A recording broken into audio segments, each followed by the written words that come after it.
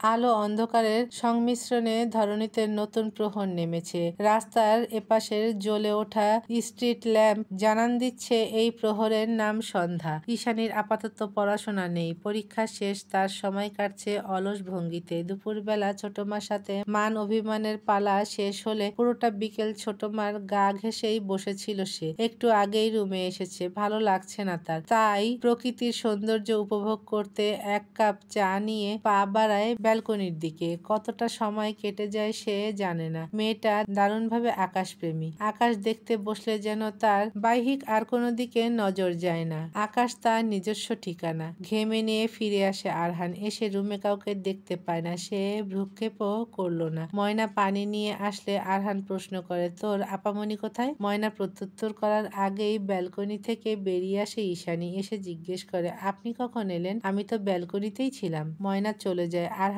ঈশানীকে একবার দেখে নেয়, তারপর প্রত্যুত্তর করে, মাত্রই এসেছি। তারপর হাতের ইশারায় ঈশানীকে কাছে ডাকে। ঈশানী মৃদু পায়ে এগিয়ে যায়। আরহান টেবিলের ওপর আঙ্গুল দিয়ে ইশারা করে তাকাতে। ঈশানী দেখতে পায় বিশাল বড় একটা ব্যাগ। ঈশানী প্রশ্নাত্মক দৃষ্টিতে চায় আরহানের পানে। আরহান নিজেই এগিয়ে যায়। ব্যাগের ভেতর থেকে একে একে বের করে অ্যাডমিশনের বইগুলো। তারপর ঈশানীর দিকে তাকিয়ে বলল, গায়ে হাওয়া লাগিয়ে বেড়ালে হবে না, পড়তে হবে। ঢাকা বিশ্ববিদ্যালয়ে চান্স পেতে হবে, না হলে আমি ডাক্তারি ছেড়ে একটা রিক্সা কিনে সেটা চালাবো। তখন তুমি হবে রিক্সাওয়ালার বউ। ঈশানী ফিক করে হেসে ফেলল। চোখ মুখ উজ্জ্বল হলো। এগিয়ে গিয়ে বইগুলো ধরে খুলে খুলে দেখলো। চোখে তৃপ্তি ও অবাকের সুরে বলল, আপনি কি করে জানলেন আমি ঢাকা বিশ্ববিদ্যালয়ে পড়তে চাই? আরহান একটু এগিয়ে গেল। ঈশানীর নাক টান দিয়ে কৌতুক স্বরে বলে, বইয়ের মন পড়ার একটা কোর্স করেছিলাম, সেটা থেকেই জানতে পারি তুমি কখন কি চাও আর কি ভাবো, বুঝেছো? আরহান শরীর দলিয়ে ওয়াশরুমে যায়। ঈশানী বোকার মতো তাকিয়ে থাকে। কথার মানে ধরতে পেরে নিজেও হেসে ওঠে। মন নেচে ওঠে খুশিতে। হৃদয়ে যেন বসন্তের হাওয়া লেগেছে, আর সে যেন সেই হাওয়ার তালে তালে দুলছে। আরহান শাওয়ার নিয়ে বেরিয়ে আসে। দেখতে পায় ঘরের কোথাও মেয়েটার ছায়াও নেই। মাথা মুছতে মুছতে ব্যালকনির দিকে পা বাড়ায়। সেখানটায় টাওয়াল নেড়ে দিয়ে ঘরে প্রবেশ করে দেখে ঈশানী কফি নিয়ে দাঁড়িয়ে আছে। আরহান উন্মুক্ত শরীরে ছিল। হঠাৎ করে ঈশানী আরহানকে এই অবস্থায় দেখে অপ্রস্তুত হয়ে পড়ে। চট করে ঘুরে দাঁড়ায়। হঠকরিতায় সামান্য চা তার হাতের উপর পড়ে। জ্বলে ওঠে জায়গাটা। ঈশানী কুকিয়ে ওঠে। আরহান ঈশানীর কণ্ঠস্বর শুনে এগিয়ে আসে। লোকটা তখনও খালি গায়ে। ঈশানী এবার চোখ বন্ধ করে মৃদু চিৎকার করে বলে, কিছু পরে নিন দয়া করে। আরহান ভ্রু কুঁচকে তাকায়। হাত বাড়িয়ে টি শার্ট পরে নেয়। তারপর ঈশানীকে তাকাতে বলে। তার হাত থেকে কফির মগ নিয়ে টেবিলে রাখে। ঈশানীকে বিছানায় বসিয়ে বার্নার মলম এনে লাগিয়ে দিতে দিতে বলে, এভাবে চিৎকার করার কি আছে? আর অপ্রস্তুত হওয়ারও কি আছে? তোমার জিনিসই দেখছো, শুধু সময়ের আগে দেখে ফেলেছো, এই আর কি। তবে ব্যাপার না, একসময় অভ্যস্ত হয়ে পড়বে, কি বলো? ঈশানী শিরদাঁড়া সোজা করে বসলো। লজ্জায় মরি মরি হয়ে মুখ লাল হয়ে উঠল। মাথা নুয়ে ফেললো। কান দিয়ে যেন গরম ধোঁয়া বেরোচ্ছে। মনে মনে ভাবছে, লোকটা দিন দিন কেমন লাগাম ছাড়া হচ্ছে। হুটহাট কাজকর্ম আর লজ্জা দিতেই আমাকে মেরে ফেলবে বোধহয়। আরহান ঈশানীর প্রতিক্রিয়া গভীর চোখে খেয়াল করলো। মেয়েটা ভালো হিমশিম খেয়েছে বলে আর ঘাটালো না। অন্য প্রসঙ্গ টেনে এনে বলল, কালকে থেকে তোমার কোচিং শুরু। সকালের শিফটে তোমার ক্লাস। 11টা থেকে বাড়ির গাড়ি করে যাবে, বাড়ির গাড়ি করে চলে আসবে। এদিক ওদিক সেদিক বান্ধবীর 3 দিনের বয়ফ্রেন্ডের সাথে দেখা করতে গেলে পা ভেঙে বসিয়ে রাখবো, বুঝেছো? শীতল ধমকিতে খানিক কেঁপে উঠলেও বেশ লজ্জা পেল। এভাবে বলার কি আছে? সে কি সবসময় যায় নাকি? ওই দিনই তো প্রথমবার গেল। এসব ভেবে নিজেই ভেঙচি কাটলো। আরহান এক ভ্রু উঁচিয়ে জিজ্ঞেস করছে, কি ব্যাপার, গালি দিচ্ছ আমায়? ঈশানী দ্রুত মাথা ডানে বামে করলো। তারপর তাড়া দিয়ে বলল, দ্রুত খেতে চলুন, ছোট মা ডাকছে। ঈশানী দৌড়ে দরজা পর্যন্ত গেল। গিয়ে থেমে পিছনে ঘুরে তাকিয়ে মিষ্টি হেসে বলে, ধন্যবাদ আপনাকে, আপনার জন্যই আমি আমার ছোট মাকে ফিরে পেয়েছি, খেতে আসুন। আরহান হেসে ওঠে। তার নিজেকে এখন সুখী মানুষ মনে হচ্ছে, একজন পরিপূর্ণ মানুষ। খাবার টেবিলে খেতে বসেছে সকলে। মিনারা বেগম খাওয়া থামিয়ে স্বামীর দিকে চাইলেন। স্বামীর সাথে তার মান অভিমান এখনো কমেনি। তপ্ত নিঃশ্বাস ফেলে এবার ছেলের দিকে চাইলেন। তারপর বললেন, আয়রাকে দেখতে যাওয়া উচিত, মেয়েটাকে দেখি না অনেকদিন, তার উপর আবার মেয়েটা আমার অসুস্থ। আরহান খেতে খেতেই নিরুত্তাপ ভাবে বলে, বাবাকে বলো কাল তোমায় নিয়ে যাবে, আমার কাল কাজ আছে। জাহিদ চৌধুরী নিশ্চুপে খেয়ে যাচ্ছেন। মিনারা বেগম খাবারের দিকে চোখ দিয়েই বললেন, জিজ্ঞেস করো তাকে তার সময় হবে কিনা। আরহান ঠোঁটে আসা হাসিটুকু বহু কষ্টে আড়াল করলো, তারপর গম্ভীর হয়ে বলল, তুমি নিজেই জিজ্ঞেস করে নাও। আমার খাওয়া শেষ, আমি যাচ্ছি। যাওয়ার আগে ঈশানীকে বলে গেল কফি নিয়ে যেতে। ঈশানী একবার ছোট মার দিকে তাকাচ্ছে, একবার চাচ্চুর দিকে, তারপর ছোট মার উদ্দেশ্যে বলল, মনে হয় চাচ্চুরও সময় নেই ছোট মা, তুমি আর আমি যাব বরং আরুপোকে আনতে। জাহিদ চৌধুরী ভাতিজির দিকে তাকালেন, মনে মনে আওড়ালেন, বিচ্ছু একটা। খাবার শেষে উঠে দাঁড়িয়ে বললেন, কাল বিকেলে তৈরি হয়ে থাকতে বলো। ঈশানী এটো থালা বাসন নিতে নিতে বলল, আমাকে কি তোমার ডাকবাক্স মনে হচ্ছে চাচ্চু, যে কথা চিঠি প্রেরকের মতন কথা প্রেরক হব? নিজেদের কথা নিজেরা বলো, আমার অনেক কাজ আছে, ঘুমও পেয়েছে। হাই তুলতে তুলতে চলে গেল ঈশানী। রয়ে গেল মিনারা বেগম আর জাহিদ চৌধুরী। নিশ্চুপে কিছুক্ষণ চলল এই নীরবতা। নীরবতা ভেঙে দুজন একই সঙ্গে বলে উঠল, কাল বিকেলে।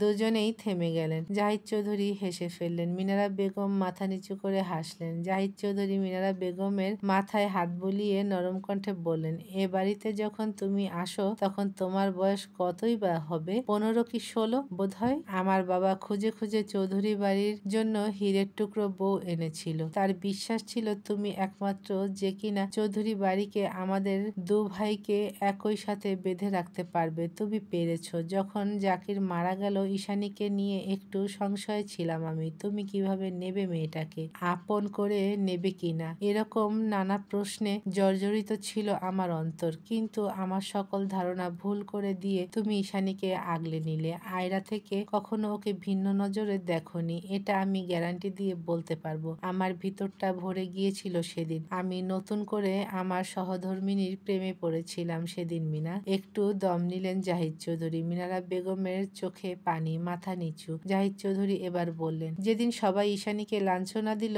বাজে কথা বলল, সেদিনও তুমি ওকে আগলে রেখেছিলে, কিন্তু হঠাৎ করেই বিপক্ষে চলে গেলে আরহানের সাথে বিয়ে নিয়ে। তোমার কি মনে হয় আমাদের ঈশানী বউ হিসেবে খারাপ হবে? ওকে তো তুমিই মানুষ করেছো। নিজের শিক্ষার উপর কি তোমার ভরসা ছিল না? আবার কালকে তোমার কড়া আচরণে আমি কষ্ট পেয়েছি মিনা। আমার এই সংসার, আমার জগৎ, ছেলে মেয়ে সব তোমার, তোমার নিজ হাতে গড়া এসব। তুমি যদি নিজের অস্তিত্বের প্রশ্ন তোলো, লোকে কি করবে বলো? আমাদের তো উচিত বাবা মা হয়ে মেয়েটার পাশে থাকা। মেয়েটার অবস্থা দেখেছিলে কাল? মিনারা বেগম এবার ফুফিয়ে উঠলেন, কান্নারত কণ্ঠে বললেন, আমি নিজেও অনুতপ্ত। মেয়েটার সাথে আমি অন্যায় করেছি জানি, কি করব বলো? মায়ের মতো আদর দিয়ে যে ভাইকে মানুষ করেছি তার কষ্ট সয়নি, তাই তো নিজের মেয়েটাকে কষ্ট দিয়ে ফেলেছি। আমাকে ক্ষমা করে দাও। জাহিদ চৌধুরী জড়িয়ে ধরলেন নিজ স্ত্রীকে। মিনারা বেগমও আঁকড়ে ধরে কেঁদে উঠলেন ব্যাকুল হয়ে। রান্নাঘর থেকে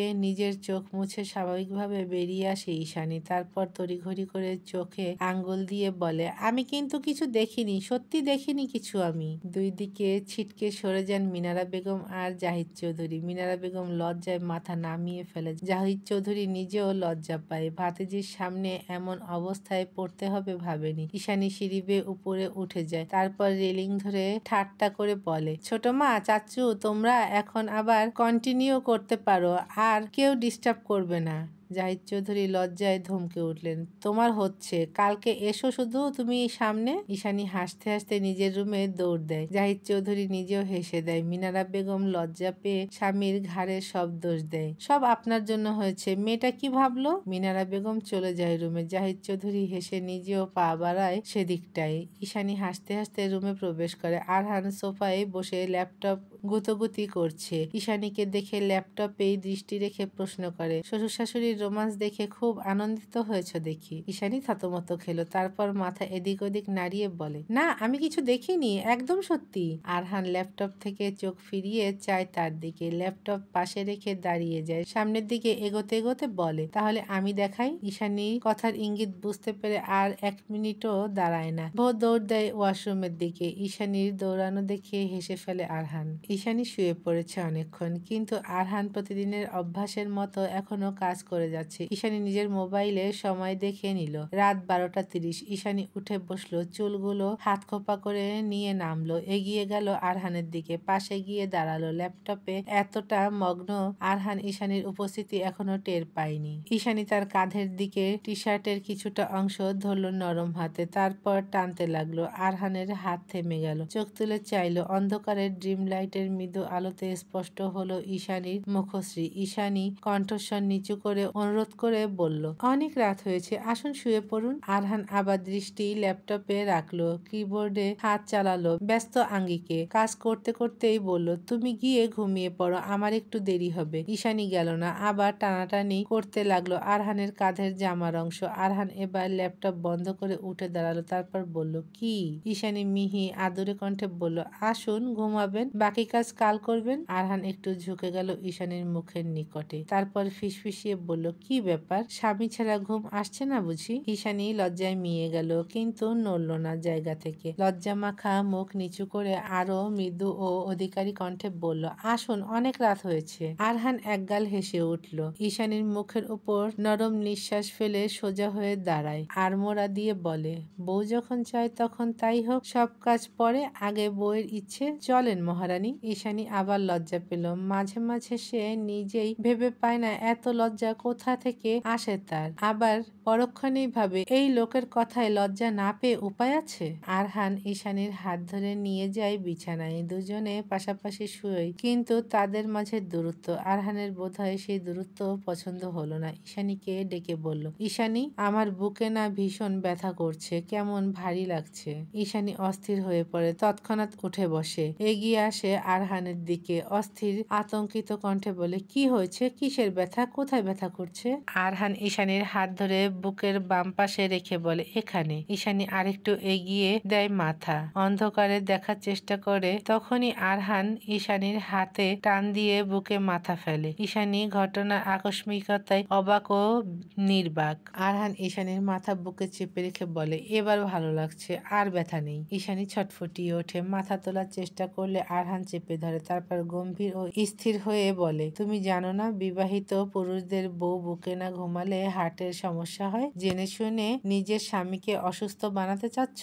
তুমি তো ভারী বদ মহিলা। আরহানের এমন নাটকীয়তা দেখে নিঃশব্দে হেসে উঠল ঈশানী। সর্বাঙ্গে বিদ্যুৎ বয়ে যাচ্ছে যেন। শিহরণ জাগানো অনুভূতিকে লুকিয়ে ঈশানী কণ্ঠে একটু অবাকতার রেশ এনে বলল, আপনি কি নকল ডাক্তার? এসব উদ্ভট রোগের ব্যাপারে পড়েছেন কোথায়? আরহান এবার ঈশানীর মাথা ছেড়ে কোমরে হাত রাখলো, কোমরে চাপ প্রয়োগ করে নিজের দিকে আরেকটু এগিয়ে নিয়ে আসলো, তারপর দুহাতে জড়িয়ে ঘুমন্ত কণ্ঠে বলল, তুমি বড্ড কথা বলো, ঘুমাও তো। ঈশানী আর কিছু বলল না, দমবন্ধ করা অনুভূতি নিয়ে জড়বস্তুর মতো পড়ে রইল আরহানের বক্ষস্থলে। পেটে যেন হাজারো প্রজাপতি উড়ে যাচ্ছে। শরীর জুড়ে অন্যরকম শিহরণ নিয়ে ঈশানী বাকি রাত না ঘুমিয়েই দেখে গেল সামনের অতি সুপুরুষকে। একান্ত নিজের সুপুরুষ।